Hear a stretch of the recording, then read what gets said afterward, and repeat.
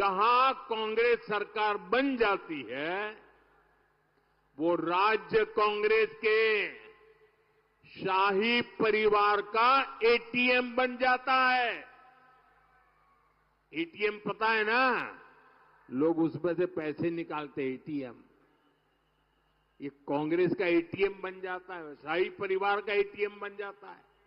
इन दिनों हिमाचल, तेलंगाना और कर्नाटका जैसे राज्य ये कांग्रेस के शाही परिवार के एटीएम बन गए हैं। एटीएम लोग बता रहे हैं कि इन दिनों महाराष्ट्र में चुनाव के नाम पर कर्नाटका में वसूली डबल हो गई है।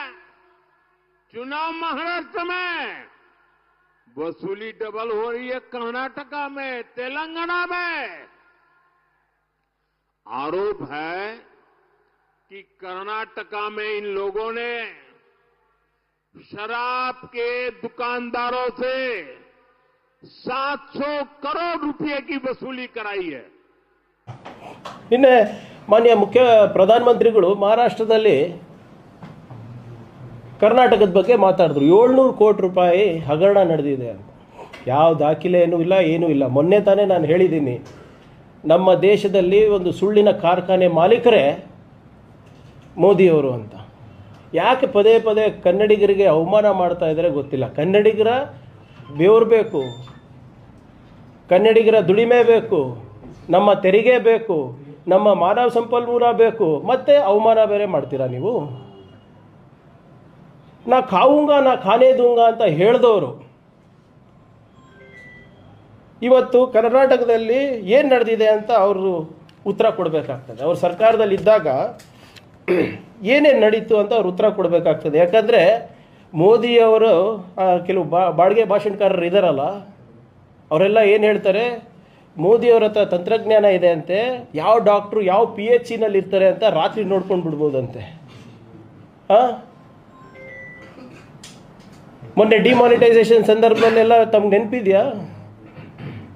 ಈ ಬಾಡಿಗೆ ಭಾಷಣಕಾರರು ಮತ್ತು ಬೇರೆಯವರೆಲ್ಲ ಏನಂದರು, ನ್ಯಾನೋ ಟೆಕ್ನಾಲಜಿ ಚಿಪ್ ಇದೆ, ಅದು ಯಾವುದೋ ಪೇಂಟ್ ಹಾಕ್ತಾರಂತೆ 500 ರೂಪಾಯಿಗೆ ಮತ್ತು 2,000 ರೂಪಾಯಿ ನೋಟಿಗೆ, ಅದು ರೇಡಿಯಂ ಥರ ಹೊಳೆಯುತ್ತಂತೆ. ಎಲ್ಲ ಕಟ್ ಒಂದು ಕಡೆ ಇಟ್ಟರೆ ಇಮಿಡಿಯೇಟಾಗಿ ಮೋದಿಯವರಿಗೆ ಗೊತ್ತಾಗುತ್ತಂತೆ, ಡಿಟೆಕ್ಟ್ ಆಗಿಬಿಡ್ತದೆ ಅಂತ. ಸೊ ಮೋದಿಯವರು ಇಂಥವೆಲ್ಲ ತಂತ್ರಜ್ಞಾನವನ್ನು ಬಳಸ್ಕೊಂಡು ಕರ್ನಾಟಕದಲ್ಲಿ ಗಣೇಶ ಎಲ್ಲಿ ಇದೆ ಅಂತ ಗೊತ್ತಿದೆ ಅವರಿಗೆ. ಕಾಂಗ್ರೆಸ್ನಲ್ಲಿ ಏನೇನು ನಡೀತಾ ಇದೆ, ಇಲ್ಲಿ KPCC ಕಚೇರಿನಲ್ಲಿ DK ಶಿವಕುಮಾರ್ ಅವರ ನಡುವೆ ಮತ್ತು ಸಿದ್ದರಾಮಯ್ಯ ಅವರ ನಡುವೆ ಏನು ನಡೀತಾ ಇದೆ ಅಂತ ಗೊತ್ತಾಗ್ತದೆ.